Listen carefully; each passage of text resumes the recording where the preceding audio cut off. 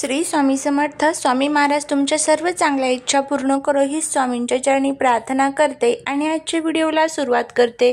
पण त्या अगोदर चॅनलवरती नवीन असाल तर सबस्क्राईब करा आणि शेजारील बेल आयकॉनलाही प्रेस करा, म्हणजे माझ्या सर्व नवीन व्हिडिओंचं नोटिफिकेशन तुम्हाला मिळेल आणि तुम्ही एक पण व्हिडिओ मिस करणार नाही. येत्या 8 मार्चला म्हणजे शुक्रवारी आहे महाशिवरात्री, म्हणजेच परवा आलेली आहे महाशिवरात्री आणि वर्षातून एकदाच येणाऱ्या या सणाची वाट प्रत्येक घरामध्ये बघितली जाते. तर या महाशिवरात्रीच्या दिवशी आपल्याला एक उपाय करायचा आहे. आपल्यावरती भगवान शिवशंकरांची कृपा व्हावी, त्यांचा कृपा आशीर्वाद आपल्याला मिळावा, यासाठी आपल्याला हा उपाय जो आहे तो करायचा आहे. आपल्या जीवनातलं जे काही दारिद्र्य आहे, संकट आहे, दुःख आहे, तर ते दूर व्हावेत यासाठी आपल्याला हा उपाय जो आहे तो करायचा आहे. तर बघा, महाशिवरात्रीच्या दिवशी भगवान शिवशंकर आणि माता पार्वतीचा विवाह झालेल्याची माहिती आपल्याला शिवपुराणमध्ये मिळत असते. त्यामुळेच महाशिवरात्री हा जो दिवस असतो तर तो भगवान शिवशंकरांना अतिशय प्रिय असतो आणि या महाशिवरात्रीच्या दिवशी त्यांची सेवा केली, त्यांची उपासना केली तर ते खूप लवकर प्रसन्न होत असतात. आपल्या जीवनातलं जे काही दारिद्र्य आहे तर ते दूर करत असतात. तर तुम्हाला मी आता ही जी काही 2 ते 3 झाडं सांगणार आहे, त्या झाडांना तुम्हाला स्पर्श करायचा आहे आणि तुमच्या मनातल्या ज्या काही इच्छा आहेत त्या इच्छा तुम्हाला तिथे व्यक्त करायच्या आहेत. बघा, आपल्या आजूबाजूला जे काही झाडं, पानं, फुलं असतात ना, तर ते प्रत्येक देवी देवतांसाठी समर्पित असतात.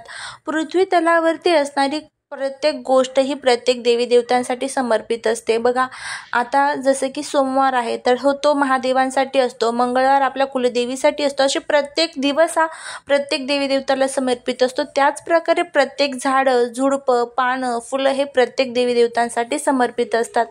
तर त्यांची जर कृपा आपल्याला प्राप्त करून घ्यायची असेल तर आपण जर या झाडा झुडपांची जर सेवा केली, थोडीशी त्यांची पूजा केली तर नक्कीच आपल्या जीवनातल्या ज्या काही अडचणी आहेत ना तर त्या दूर होण्यासाठी मदत होत असते. तर आता उपाय काय करायचा आहे बघा, तुमच्या आजूबाजूला जर कुठे बेलपत्रीचं जर झाड असेल तर तुम्हाला काय करायचं आहे, एक तांब्याभर पाणी घ्यायचं आहे, एक तुपाचा दिवा प्रज्वलित करून घ्यायचा आहे आणि त्या तांब्याभर पाण्यामध्ये तुम्हाला थोडंसं लाल चंदन जे असतं तर ते टाकायचं आहे आणि तुम्हाला बेलपत्रीच्या झाडापाशी जायचं आहे. तिथे गेल्यानंतर तुम्हाला हे तांब्याभर पाणी अर्पण करायचं आहे आणि तो तुपाचा जो दिवा आहे तर तोही तिथेच तुम्हाला अर्पण करायचा आहे. बेलाच्या झाडाला स्पर्श करून तुमच्या मनातली जी काही इच्छा आहे ती इच्छा तुम्हाला तिथे व्यक्त करायची आहे आणि नमः शिवाय किंवा ओम नमः शिवाय या मंत्राचा तुम्हाला तिथे जप करायचा आहे. आणि बेलाच्या झाडाची जी खालची माती असते तर थोडीशी माती तुम्हाला तुमच्या घरी घेऊन यायची आहे.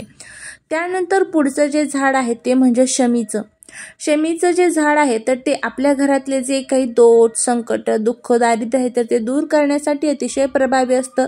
शमीच्या झाडाच्या पूजनाने शनीचा जो प्रादुर्भाव आपल्यावरती आहे तर तो सुद्धा दूर होत असतो.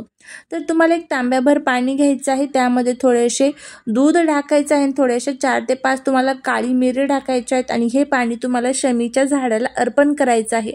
याने आपल्या आरोग्यावरती कधीच कोणत्याच प्रकारचे वाईट आजार येत नाही, आपल्या कुटुंबावरती कधीच कोणत्याच प्रकारचे वाईट परिणाम होत नाहीत किंवा जे काही दोष आहेत ना तर ते सुद्धा दूर होण्यासाठी मदत होत असते. तर नक्कीच तुम्ही ह्या शमीच्या झाडाला सुद्धा स्पर्श करून तुमच्या मनातली जी काही इच्छा आहे ती इच्छा तुम्ही तिथे व्यक्त करू शकता.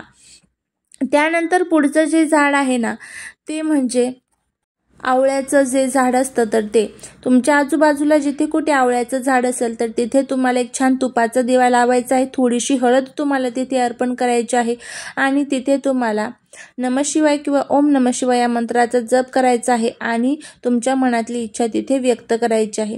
त्यानंतर पुढचं जे झाड आहे तर ती पांढरी रुई जी असते बघा, रुईमध्ये 2 प्रकार असतात तर त्यातली पांढरी रुई जी असते तर त्या रुईच्या झाडाला तुम्हाला एक तांब्याभर पाणी अर्पण करायचं आहे, तिथे एक छान तुपाचा दिवा लावायचा आहे आणि तुमच्या मनातली इच्छा तुम्हाला तिथे व्यक्त करायची आहे.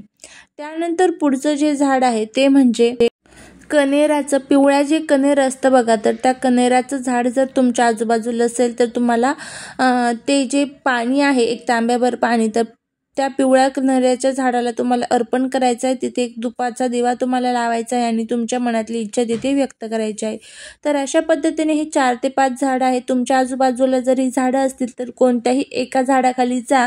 भगवान शिवशंकरांचं स्मरण करून तुम्ही तुमच्या मनातल्या इच्छा तिथे व्यक्त करा. नक्कीच तुमच्या मनातल्या ज्या काही इच्छा आहेत त्या इच्छा पूर्ण होतील. जीवनातलं जे काही दारिद्र्य आहे, अडचणी आहेत ना, तर त्या सुद्धा दूर होतील.